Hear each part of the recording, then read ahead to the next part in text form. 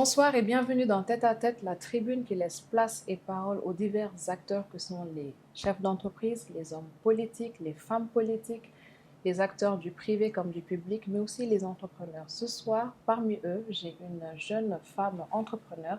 Elle est également styliste et la créatrice de la marque Fancy Team.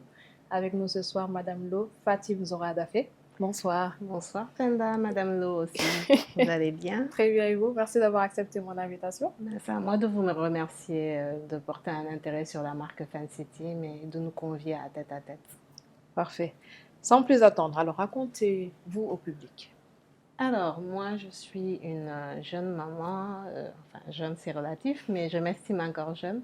Je m'appelle Fatim Zora Dafelo, issue d'un métissage marocain et malien, mais je suis née ici et j'ai grandi ici. Vous avez fait aussi vos études ici? Non, j'ai fait mes études universitaires en France. D'accord. Et après avoir fini mes études, je n'avais qu'une envie, c'était de C'était bon. rentrer au Sénégal pour construire, pour participer à bâtir mon pays. D'accord. Donc, dès que vous êtes rentré, vous évoluez déjà dans quel domaine en dehors du stylisme? Alors, j'évoluais dans le domaine de la gestion de projets de développement local D'accord. dans une structure de la place. Par contre, en parallèle, j'ai toujours aimé La mode. styliser mes vêtements depuis toute petite. Ouais. Et je pense que voilà, c'est quelque chose qui m'a suivi tout au long. Tout au long. Et donc j'ai fauté le pas il y a de cela, bon, ça va bientôt faire 3 ans, Inch'Allah. 3 ans. Et là, depuis 3 à 4 mois, non, 3 mois, je suis complètement focus parce que je faisais en parallèle, mais là, je suis complètement focus sur la À marque 100% Fancy sur Team. la Ouais. marque. Je veux D'accord. qu'elle émerge de mille feux. Alors, vous me dites la passion vous vient depuis toute petite pour la mode. Tout à fait. Euh, Vous avez aussi fait une formation ou des études en stylisme? Non, Non? je n'ai malheureusement pas encore fait de formation parce que j'y compte bien, mais c'est quelque chose c'est une passion en fait qui draine en moi. Et donc, avec les responsabilités que j'avais, ça ne me permettait pas, et les enfants encore en bas âge, ça ne me permettait pas de faire une formation.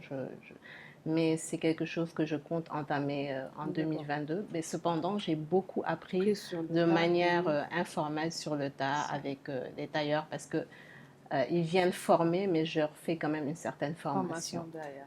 D'accord. Alors, Fancy Team, c'est une marque, c'est une histoire, c'est quoi? Racontez-moi. Alors, Fancy Team, comme je vous dis, c'est moi en fait, c'est ma vision de la mode tout simplement. C'est-à-dire que depuis que je suis toute petite, j'ai toujours aimé styliser mes vêtements, apporter ma touche, mon authenticité en fait. Ouais.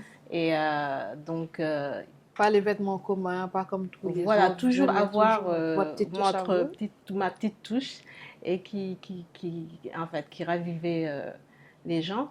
D'accord. Donc, quand je suis rentrée au Sénégal après mes études universitaires, j'ai décidé en fait, de faire que du prêt-à-porter, mais de manière locale. D'accord. C'est-à-dire que j'ai commencé à consommer local, mais à travers des vêtements que moi je designais et que je donnais aux tailleurs qui me le faisaient. D'accord. Ça plaisait énormément aux gens. Ça plaisait les filles, surtout les filles, mes amies que j'avais laissées à l'étranger, qui adoraient mes tenues. Et je travaillais à l'époque beaucoup avec Vax. D'accord. Donc c'est comme ça que de fil en aiguille, les gens m'ont dit mais pourquoi tu veux pas faire ça? C'est vraiment quelque chose que tu Tu aimes aimes. faire, Ouais. tout ça. Donc pourquoi pas te lancer et tout. Je dis effectivement moi mon rêve c'est d'entreprendre en fait. Donc voilà j'ai sauté de pas Et ça, et voilà. Et par contre c'est parti. pour le style de la marque c'est une marque voilà de prêt-à-porter de bas de base et qui se veut raffinée avec un certain confort et du style évidemment et la touche africaine La touche pour africaine. voilà apporter nous la valorisation que l'on On donne sent à notre aussi le culture. métissage à travers vos Tout à tenues. fait, on me Hein? le dit souvent, Beaucoup effectivement. la Je petite pense que touche marocaine, malienne par-ci. c'est vrai. En fait, je pense que la culture, elle fait partie intrinsèquement de notre être et que voilà, ça se voit au quotidien dans nos actions.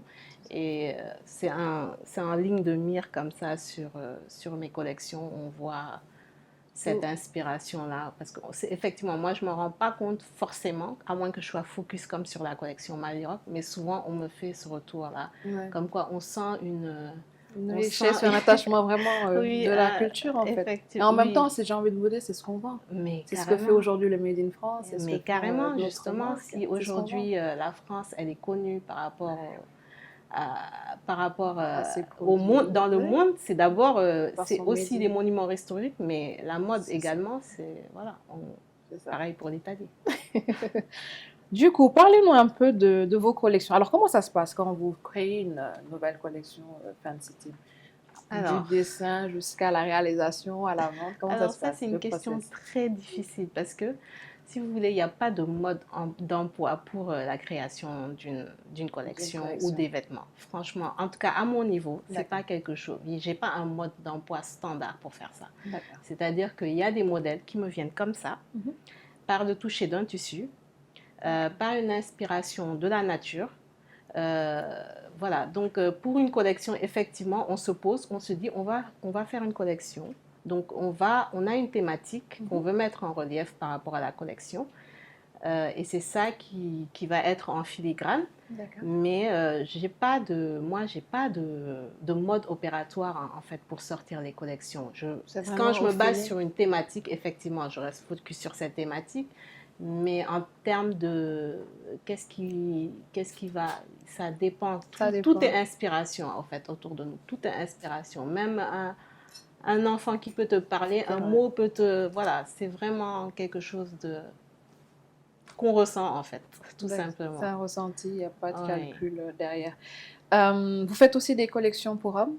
Tout à fait, oui. Je fais des collections pour hommes parce que ben, quand j'ai commencé en fait à faire pour moi, mon mari aussi, dont je lui ai donné le goût en fait, voilà. Euh, Étant donné qu'à chaque fois qu'il s'habillait, il me demandait mon avis et il me demandait si c'était accordé et tout ça. Comme ça, de fil en aiguille, écoute, j'ai commencé à dire, ben, je comptais faire les hommes, mais c'est ça, en fait, parce Qui que j'ai vous a toujours poussé eu ce goût-là à apporter ma touche aussi à ce pour qu'il les hommes? portait. Et voilà, aujourd'hui, je pense qu'il a pris son envol. Et D'accord. donc, oui, pour moi, habiller un homme comme habiller une femme, comme y C'est habiller les pareil. enfants, tout est une question de, de vision et je pense que j'ai la vision même pour les enfants, mais c'est à la suite progressivement que je vais y venir, Inch'Allah. Déjà, j'habille mes enfants Aussi. régulièrement, mais c'est vrai que je n'ai jamais sorti une ligne de prêt-à-porter pour les enfants. D'accord. Du coup aussi, qui sont vos clients? Où sont-ils majoritairement? Alors, j'ai des clients au Sénégal, bien entendu. J'ai des clients à l'étranger, notamment dans la sous-région, à Abidjan, à Bamako, surtout. Et en France, oui, beaucoup de clients en France, mais également au Canada et aux États-Unis. Voilà, en fait, la plus grosse partie de mes clients se trouve dans ces pays-là en question. D'accord. En termes de production aussi, ça vous prend, j'imagine, beaucoup de temps, beaucoup de Oui, effectivement, en termes de distribution production, aussi, c'est comme ça va un peu compliqué partout. parce que, en fait, c'est très challenging le monde de l'entrepreneuriat, Ouais. c'est-à-dire que, en fait, il faut toujours anticiper Mhm. et j'ai pas encore une masse de production que je veux en fait par rapport à ce que je veux faire, par rapport à ma vision. J'en suis pas encore là par rapport à ma capacité de production, mais Qu'est-ce qui vous empêche justement? ah ben le Parce que nerf de la beaucoup de... guerre, le nerf de la guerre, l'argent. D'accord. L'argent, c'est Et en toujours termes de ressources humaines aussi, la ressource est là, elle la existe ressource est là. Elle est par contre, elle est à davantage à former. formée, formalisée. Mais vraiment, parce qu'on a un gros souci à ce Il niveau-là. paraît. Mais vraiment, et tout le monde Tout souffre le de monde ça, souffre de ça. effectivement. Mais la ressource humaine, elle est là. Parce ils ont ce talent-là, inné quand même. Je ne vais pas dire inné, mais qu'ils acquièrent facilement. En tout cas, ils ont des capacités d'adaptation pour ce travail-là. Nos tailleurs, vraiment, ils sont doués. Mais il y a tout un accompagnement, un coaching à avoir derrière pour faire des choses De grandes qui puissent franchises, s'exporter et qui puissent, voilà, répondre aux standards aussi exactement aux internationaux. standards Vous avez de la combien de labellisation. tailleurs actuellement dans le J'en ai groupe? 3 Trois. actuellement. D'accord. Alors, Fancy, la question essentielle de la mode, le Made in Sénégal. Quelle est votre vision du Made in Sénégal? Quelle est même votre définition du Made in Sénégal? Et ensuite du Made in Africa. Comme aujourd'hui, c'est la grande tendance, tout le monde parle Oui, de Made in effectivement. Sénégal, porté africain. Ouais. Je pense que en fait, le mouvement du Made in Sénégal, il a pas éclos avec le Covid, mais en tout cas, il a eu un réel essor avec le Covid et avec même, je dirais, le mouvement Black Lives Matter. Les gens se sont rendus compte que, en fait, pour avoir un poids dans l'échiquier mondial, il faut avoir une bonne économie, une économie forte et avec une croissance forte. Et pour ce faire, il faut que nous commencions à consommer local. Et les barrières, les obstacles aussi auxquels on a été confrontés pendant la période Covid pour ceux qui avaient tendance à acheter en ligne ou à s'approprier tout ce qu'ils portaient ou tout ce qu'ils mangeaient à l'étranger ont été bloqués par ça. Donc, ils se sont vus recourir à des moyens qu'ils n'avaient pas pour habitude de faire et ça a créé un boom en fait. Les gens se sont intéressés à tout ce qui se faisait au Sénégal notamment et puis il y a eu une prise de conscience également par rapport à tout ça. Donc je pense qu'il y a des facteurs des facteurs circonstanciels qui ont fait que aujourd'hui les gens ont conscience qu'il faut porter du Made in Sénégal, il faut consommer du Made in Sénégal à outrance pour que voilà, ce soit parce que c'est ça qui aussi qui peut nous permettre de nous exporter et voilà d'être connu à travers le monde et la mode il prend vraiment part parce que voilà pour moi vu ça, vraiment, la mode c'est ça fait partie intégrante de la culture et quoi de mieux que la mode pour atteindre voilà l'étranger. Les stylistes l'ont bien compris, on a même vu en termes d'amélioration de qualité, la proposition est beaucoup plus... Tout à fait. Moi, dès le départ, en fait, c'est justement aussi quelque chose que je estime être une valeur ajoutée à mon niveau, c'est-à-dire que dès le départ, en voulant faire du prêt-à-porter, on sait que le prêt-à-porter, c'est standardisé. Donc, c'était vraiment ça mon souci quand je faisais faire les vêtements ici, quand je suis rentrée, en fait, par rapport déjà à l'aspect au niveau, par exemple, de l'intérieur des vêtements. C'est un carnage, c'est très beau à l'extérieur, mais à l'intérieur, franchement, ça ne donne pas forcément envie. Mais effectivement, moi, c'était ça, en fait, vraiment mon souci du détail à ce niveau-là. Et aujourd'hui, plein de stylistes, designers, ils font attention, effectivement. Et c'est vrai que le marché d'il y a 2 ans n'est plus le même que le marché d'aujourd'hui. Les gens font vraiment attention à la finition, ils ont compris. Mais par contre, c'est très difficile de faire comprendre ça aux tailleurs. Il faut vraiment être derrière tout le temps. Toujours. C'est beaucoup de travail. Toujours, ouais. D'accord. Alors, votre univers, votre particularité? Alors, ma particularité, je pense que, bon, moi j'ai un style assez... Comment on reconnaît vos tenues? J'ai un style assez éclectique et je pense que, en fait, c'est peut-être aux gens de me dire comment ils reconnaissent ma touche et j'espère qu'ils la reconnaissent. Mais j'ai un style très éclectique et j'essaie en fait d'apporter ma touche à si on veut, tous les styles de mode. J'adapte ça à ma sauce Fancy Team. C'est-à-dire que moi, depuis que je suis moi, en fait, j'ai toujours aimé tout porter. Mais toujours, il faut que j'apporte ma touche. Et cette touche, c'est mon authenticité. Et mon authenticité, je pense que déjà, ça vient de mon africanité, que j'essaye à travers les coupes ou les couleurs ou les tissus de mettre en valeur dans les vêtements que je fais. Je fais des vêtements qui sont du prêt-à-porter, modernes, mais toujours avec une touche qui va vous rappeler nos valeurs africaines, notre culture africaine. D'accord. Combien de temps ça vous prend pour sortir une collection? Alors, pour sortir une collection, je peux dire que grosso modo, en moyenne, 1 mois et demi à 2 mois. D'accord. De réflexion, de bout en bout en fait. Voilà. Et c'est des séries de combien de pièces? Alors ça dépend. Ça peut être une quinzaine de pièces comme ça peut être une collection capsule de 3, 4, 5, 6, 7 en général. Ça part vite. Mais je peux faire une collection avec au moins une vingtaine de pièces également. Comme la dernière que j'ai faite, Ethnic Chic. Ouais. Voilà, c'est une collection qui comptait à peu près une vingtaine de modèles, quoi.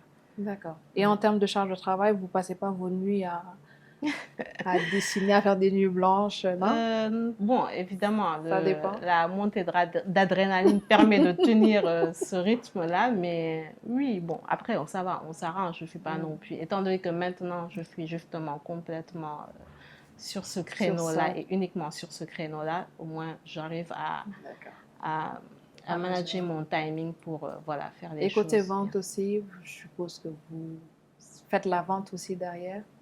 Oui, à travers les réseaux sociaux, effectivement. J'essaie toujours d'être en front line par rapport aux clients pour justement les fidéliser et voilà, voir s'il y a des choses à améliorer, qu'ils me fassent des retours et que derrière on s'en préoccupe et qu'on fasse ça. Je pense que c'est super important le service client et qui mieux que en fait nous-mêmes, moi-même qui porte la marque, de faire ces retours-là et d'avoir leurs avis par rapport à ça. Tout à l'heure, on a brièvement parlé de votre équipe. Vous les formez, ils sont qualifiés, vous les formez de plus en plus sur le terrain?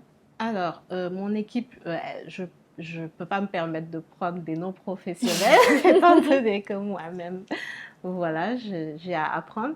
En revanche, oui, je prends des professionnels, mais que je forme, comme je dis, à ma vision de la mode. Mais ils sont déjà formés. Après, ne sont pas forcément passés par une école de formation. Ils ont appris sur le tas, comme ça se fait régulièrement. Ça passe d'apprenti à tailleur professionnel. D'accord. Vous comptez doubler, enfin... Ah, mais complètement. Moi, je cherche à être au moins semi-industrielle pour l'ambition que j'ai de la marque Fancy Team. Peut-être vous déployer aussi dans la sous-région? Tout à fait, tout à fait. C'est envisageable.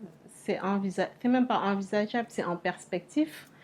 Après, voilà, je pense que moi, j'y vais progressivement. Je pense qu'il faut se faire la main également avant de vouloir voilà, complètement présenter tout ce qu'on fait. Je laisse les choses se faire progressivement et je vois l'évolution aussi qui est faite progressivement par rapport à ce que je fais. D'accord. Alors, quel est votre meilleur conseil aujourd'hui dans ce business de la mode?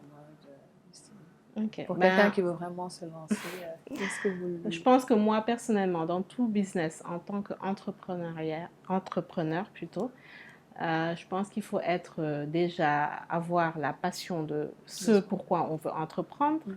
Il faut également avoir une valeur ajoutée dans le domaine dans lequel on veut entreprendre.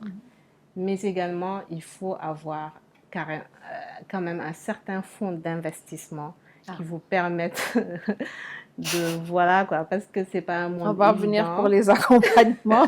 Vous allez nous dire un peu. C'est pas évident. C'est pas évident. Oui, c'est pas évident. Mais pour moi, le principal, c'est la passion et voilà, avoir cette valeur ajoutée là par rapport au domaine dans lequel on évolue. Mais également persévérance. Et je pense que ça, dans le monde, dans tous les domaines, il faut persévérer dans ce qu'on veut faire pour et comment faire pour se faire connaître? Alors aujourd'hui, les réseaux sociaux sont là. Donc c'est une chance que nous avons à notre portée. Donc les réseaux sociaux aujourd'hui, c'est là où tout se passe. En fait, toute la publicité, c'est sur les réseaux sociaux. C'est plus les médias. Et la télé. Oui, mais bon, vraiment, aujourd'hui, ça a atteint un certain niveau. On ne peut plus s'en passer. En fait, si on veut se faire connaître, il faut forcément passer par les réseaux sociaux. Mais toujours est-il que oui, des médias aussi, pour le large public aussi, c'est très important d'être présent dans les médias. Mais je dirais, en fait, pour se faire connaître, c'est vraiment la communication. Il faut investir dans le marketing. D'accord. En termes d'accompagnement, donc du coup, que fait aujourd'hui, je n'ai pas envie de vous dire encore l'État, mais qu'est-ce qui se fait concrètement en termes d'accompagnement? Est-ce qu'il y a des portefeuilles qui sont mis à disposition pour les stylistes, pour les créateurs? Comment ça se passe? Je pense qu'il y a un certain nombre de choses qui se font. Après, je pense que ce n'est pas assez vulgarisé et que ce n'est pas à la portée de tout le monde d'y accéder. Et c'est en ça que le bas blesse, en fait. C'est comme s'il y avait, en fait, pour certains et pour d'autres, non. Donc, on a besoin de plus de... Il y en a des structures d'accompagnement qui sont là et qui, voilà, qui facilitent certains entrepreneurs, mais je pense qu'on en a besoin davantage, que ce soit quelque chose, voilà, qui soit limite, on va dire, intuitif. Quand je dis, c'est une image, en fait, mais vraiment que ce soit beaucoup plus accessible. Et également, par rapport aux banques de la place, elles devraient faire davantage confiance aux porteurs de projets, notamment dans le monde de la mode, parce qu'aujourd'hui, c'est vraiment quelque chose qui peut servir de levier de développement au niveau du Sénégal, parce que déjà, elle est très reconnue dans la sous-région. C'est le hub de la mode, c'est la capitale. Voilà, c'est devenu un hub aujourd'hui, effectivement. D'accord. Si vous deviez aujourd'hui noter votre évolution, quelle note vous mettriez-vous? Alors, je ne me permettrai pas de noter mon évolution moi-même. Mais vous êtes satisfaite quand même? Je vous laisserai le soin de le faire vous-même, parce que ce n'est pas à moi de m'attribuer une note. Mais bon, oui, je suis fière de mon parcours. Je suis, voilà, je pense que je suis fière de ce que je suis. Vraiment, je n'ai pas à me plaindre et je suis contente du résultat. Ma famille l'est. Donc, je pense que la chose la plus gratifiante, c'est celle-là, en fait, quand votre famille est ravie de vous voir. Bien sûr. Et quelles sont les difficultés majeures que vous avez quand même eu à rencontrer, si toutefois il y en a eu pendant ces 3 ans? Écoute, les difficultés majeures, moi, on va croire que je tape seulement sur les tailleurs, mais moi, c'est ça mon problème. Réellement, en fait, c'est pas évident. Je pense que c'est dans tous les domaines. Hein. On a une certaine mentalité qui fait qu'on est trop en fait, dans la banalisation du travail, de l'effort dans le travail. Et c'est pas assez rigoureux. Et ça, c'est un vrai problème, parce que derrière vous endossez une responsabilité et vous ne pouvez pas prétendre que oui, parce que on ne m'a pas écouté derrière, on m'a pas... Voilà, c'est vous qui êtes le porte-étendard de votre marque, donc c'est vous qui pâtissez par rapport à ça. Donc moi, vraiment, ma principale difficulté, après j'ai des gens fidèles, mais ce n'est pas facile, il faut toujours les motiver, il faut toujours leur expliquer, leur faire comprendre. D'accord. Voilà, si on veut atteindre un high level, il faut se donner à fond. Vos plus beaux souvenirs?